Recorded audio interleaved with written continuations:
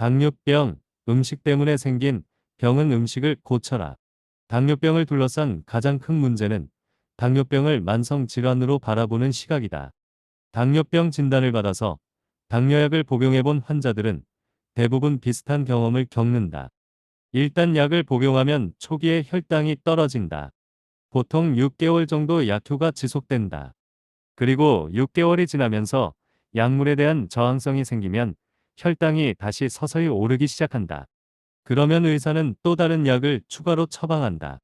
진료실을 찾는 당뇨 환자들 중에는 10년 혹은 15년 이상 당뇨약을 복용하는 경우가 많은데, 거의 대다수가 처음에는 메포민 하나로 시작했다가 메포민과 글리브라이드를 함께 복용하게 되고 서너 개 약물의 칵테일 요법으로 늘어나다 급기야 인슐린을 처방받는다. 그리고 인슐린 양은 갈수록 점점 증가한다.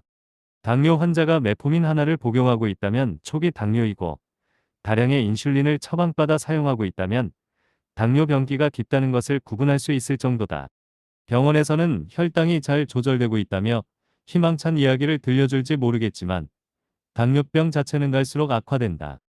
혈당이 오르기도 하고 내리기도 하는 동안 당뇨병은 계속 진행되는 것이다. 당뇨병과 혈당을 동일시하기 때문에 이런 문제가 생기는 것이다. 혈당은 당뇨의 증상일 뿐이다. 당뇨의 진짜 원인은 인슐린 저항이다. 당뇨병이 악화되는 것은 인슐린 저항이 점점 심해지는 것을 의미한다. 혈당은 그저 인슐린 저항의 증상 중 하나일 뿐이다.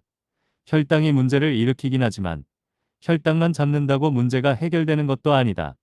진짜 본질적인 문제는 인슐린 저항과 그로 인해 혈증 인슐린 농도가 높은 것이다. 예를 들면 이런 식이다. 폐렴 때문에 열이 나는 환자의 경우 문제는 감염이고 열은 증상이다. 이런 환자는 항생제로 감염을 치료하는 것이 올바른 처방이다. 증상에 불과한 고열을 치료해서 감염이 나을 것을 기대할 수는 없다. 따라서 필요한 것은 항생제이지 해열제가 아니다. 당뇨도 마찬가지다. 당뇨병에 걸렸다는 것은 인슐린 저항이 생긴 것이 원인이고, 그 결과 증상으로 나타나는 것이 고혈당이다. 그런데 현재의 모든 당뇨 치료는 혈당에만 집중하고 있다. 그러니 약물로 혈당을 조절하는 것은 당뇨병을 고치는데 아무런 도움이 안 된다. 실제 당뇨병을 치료하는 것이 아니기 때문이다. 그래서 환자들의 당뇨병은 멈추지 않고 계속 진행되는 것이다. 실제로 2008년까지만 해도 의학계는 혈당을 치료하는 것이 환자에게 실질적인 도움이 된다고 믿어왔다. 혈당이 혈관을 망가뜨려 심장마비나 뇌졸중을 일으키고 실명이나 다리 절단 혹은 신장투석이나 이식과 같은 심각한 당뇨 합병증을 일으키기 때문에 이를 적극적으로 막아야 한다고 믿었다. 그 때문에 혈당에만 집중해서 치료하게 되었고, 피검사 결과 혈당 수치가 정상 범위 이내로 나오면 의사는 환자에게 혈당이 잘 관리되고 있다며 안심시키곤 했다. 환자들 역시 당뇨병과 혈당을 동일시해서 의사의 말에 위안을 받았다. 하지만 대규모 연구 결과는 달랐다. 혈당을 잘 관리하거나 말거나 별 차이가 없다는 것이었다.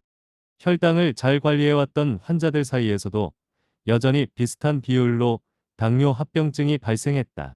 심장마비, 뇌졸중, 시력과 관련된 눈의 합병증들, 신부전 등 예외 없이 모든 2차 질환에 동일하게 해당되었다. 혈당을 관리한다고 해서 나아지는 것이 하나도 없다는 것이다. 감염이 생겼는데 해열제로만 치료받은 환자의 경우처럼 겉보기엔 상태가 조금 나아 보일 수 있지만 실제로 나아지는 건 하나도 없는 것이다. 그동안은 인슐린 저항에 대한 이해가 낮았기 때문에 혈당만 치료한 것이다. 인슐린의 주 역할은 혈당을 낮추는 것이다. 우리가 음식을 먹어 혈당이 올라가게 되면 췌장에서 자동으로 인슐린이 분비된다. 그래서 혈액 중에 있는 포도당을 세포에 넣어주는 일을 인슐린이 감당한다. 정상적인 생리 활동에선 그렇다. 인슐린 저항이 생기기 시작했다는 것은 인슐린이 할 일을 제대로 못하기 시작했다는 뜻이다. 즉 일하는 효율이 떨어졌음을 의미한다. 우리 몸은 어떻게든 포도당을 혈관 내에서 치워야 하고 세포에 전달해줘야 하므로 췌장은 더 많은 인슐린을 쥐어 짜내게 된다. 곧 혈중 인슐린 수치가 높은 것은 인슐린 저항 때문이다. 그렇다면 애초에 인슐린 저항이라는 건 왜 생겼을까? 인슐린 저항의 원인도 놀랍게도 인슐린이다. 이 말이 처음에는 이상하게 들릴지 모르지만 원래 우리 몸은 그렇게 작동한다. 다른 모든 호르몬도 같은 방식으로 작동한다. 특정 호르몬에 노출되다 보면 우리 몸은 그에 대한 저항성을 갖게 된다. 술이나 담배, 중독성 강한 마약이나 진통제를 보면 이해하기 쉽다. 처음 접할 때는 약효가 강하게 온다. 하지만 경험이 반복될수록 약효는 떨어진다. 같은 효과를 얻기 위해 점점 더 많은 양을 필요로 하게 되는데 이 때문에 약물 남용과 중독이 생기는 것이다. 약물에 대한 저항 혹은 내성 때문이다. 인슐린도 마찬가지다. 당뇨 환자가 인슐린 주사를 맞으면 맞을수록 인슐린 저항은 더 커질 수밖에 없다. 인슐린을 처방받는 환자들은 악순환의 고리에 빠지게 된다. 완치에 대한 소망은 사라진다. 인슐린 치료는 효과가 없을 뿐만 아니라 상황을 더욱 악화시킨다. 악순환에 불을 지르는 행위와 같다. 혈당을 낮추려고 주사한 인슐린 때문에 인슐린 저항이 더 심해진다면 심각한 문제가 아닐 수 없다. 현재의 당뇨 표준 치료는 당뇨 환자에게 오히려 해로운 치료라고 말할 수 있다. 당뇨의 원인은 그대로 둔 채 증상만 가지고 당뇨를 치료하려 하니 제대로 될 리가 없다. 혈중 인슐린이 높은 것이 문제였는데 더 많은 인슐린을 환자에게 주사하다니 알코올 중독자를 술로 치료하는 것과 다를 바 없다. 실제로 거의 유사하다.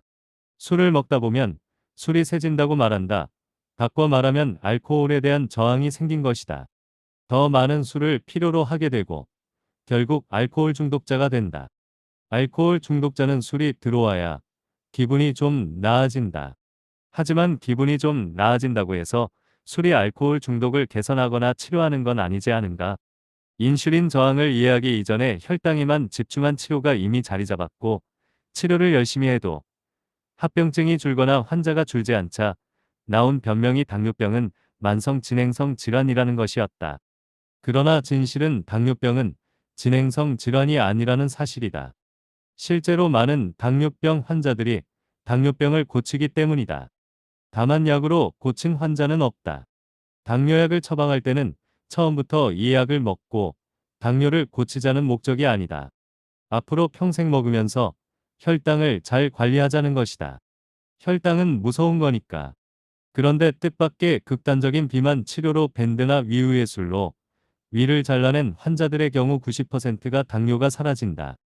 당뇨병이 만성 진행성 불치병이 아니라 치료가 가능하다는 것이다.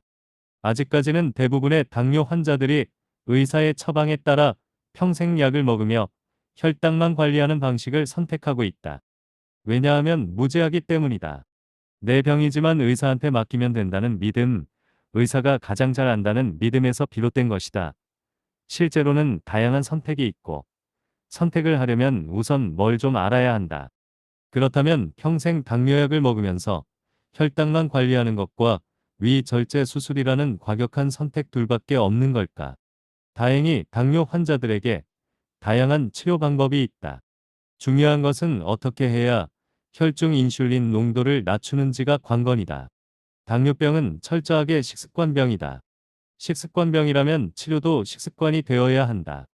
식습관병을 약물로 치료해보겠다고 시도하고 증상만 보면서 병이 나아지고 있는 신용만 하고 있을 순 없다. 그런데 불행히도 병원에선 지금까지 그렇게 해왔다. 음식 때문에 생긴 병에 약물을 투여해서 증상만 억누른 것이다. 당연히 좋은 결과가 나올 리 없다. 지난 30년을 돌아보면 알 수 있다. 인슐린 수치를 낮추는 방법이 여럿 있는데 그중 간단한 것 몇 가지를 소개하면 우선 간헐적 단식을 꼽을 수 있다. 내가 환자들에게도 자주 내리는 처방 중 하나다. 단식 혹은 금식의 역사는 매우 길다. 거의 모든 문화권, 모든 종교가 금식이라는 의식, 행위를 갖고 있다. 아마 정신을 맑게 하고 몸을 가볍게 하는 금식의 장점을 인식했기 때문에 그럴 것이다.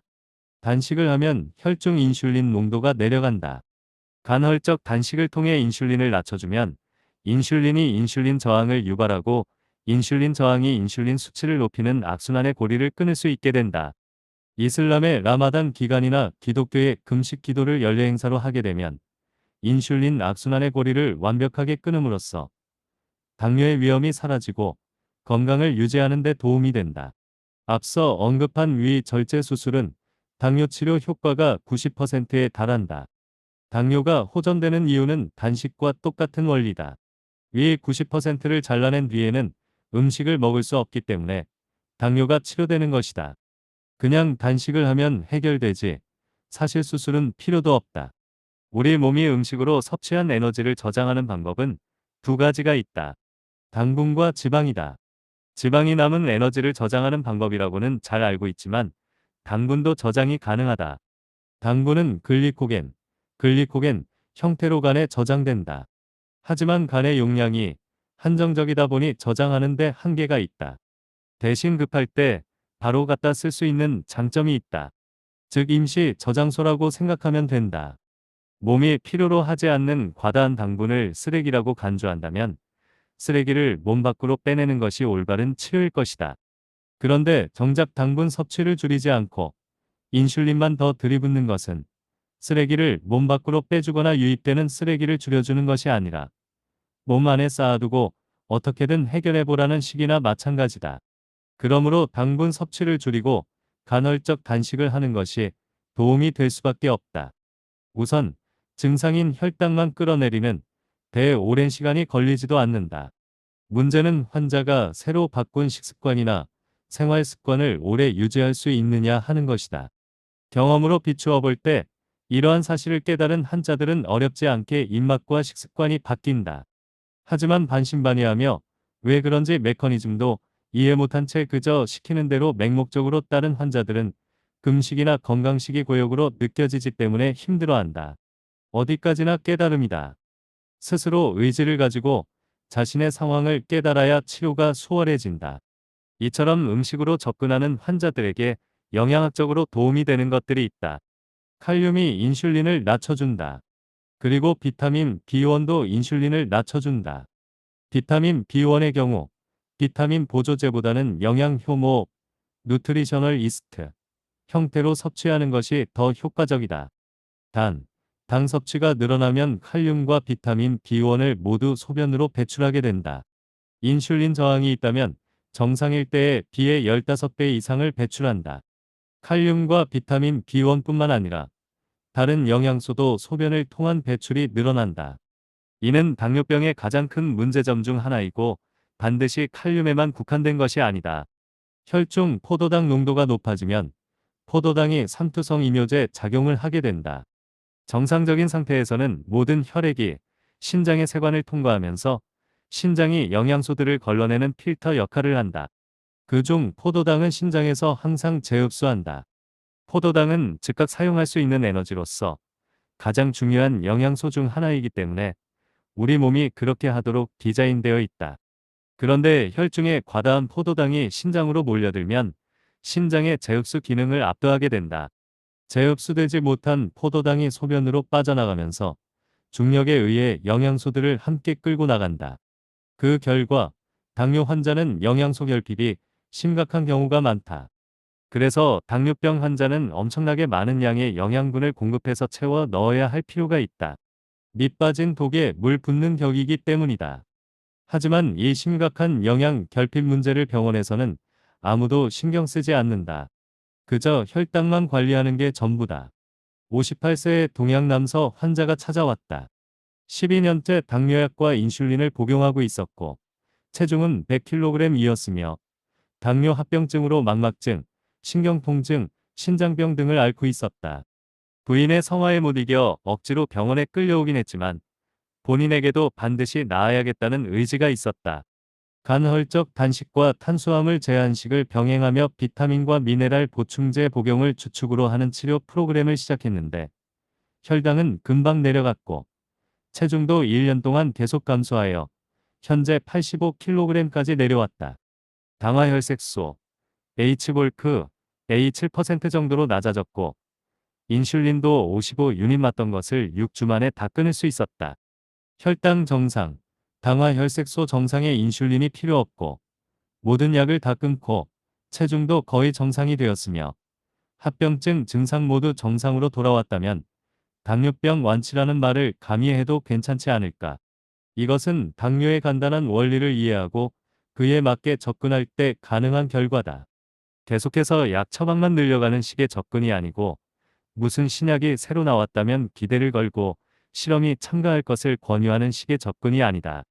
당뇨는 식습관병이니 식습관으로 고칠 수 있다는 점을 환자와 의사가 함께 이해했기에 가능했던 것이다. 또 다른 환자는 47세의 동양 남자로 최근에 당뇨 진단을 받았다. 당화 혈색소가 8.9%, 보통 7% 이상이면 당뇨였는데 이 환자는 본인이 약을 먹기 싫어했고 주치의가 혼화자 의견을 존중해서 약 먹지 말고 치료 프로그램을 먼저 시도해 볼 것을 허락했다. 물론 결과는 4주가 걸리지 않아 완치였다. 이 환자는 좋은 주치의를 만난 경우다. 보통은 약 안 먹으면 큰일 난다고 겁이나 주기 일쑤니까. 환자가 당뇨나 고혈압, 콜레스테롤 약을 거부하면 갑자기 쓰러져 죽을 수 있다는 협박 아닌 협박을 의사로부터 듣는 것이 현실이다. 실제로 그런 일이 있었다. 여성 환자분이 당뇨와 콜레스테롤 수치가 높았는데 생협에서 주관하는 다이어트 프로그램에 참여하고 4주 만에 모든 수치가 정상이 되었다. 약을 다 끊고 6개월이 지나 정기검진을 위해 주치의를 찾아갔다. 검사 결과와 수치가 모두 정상으로 나오자 주치의가 너무 좋아했다고 했다.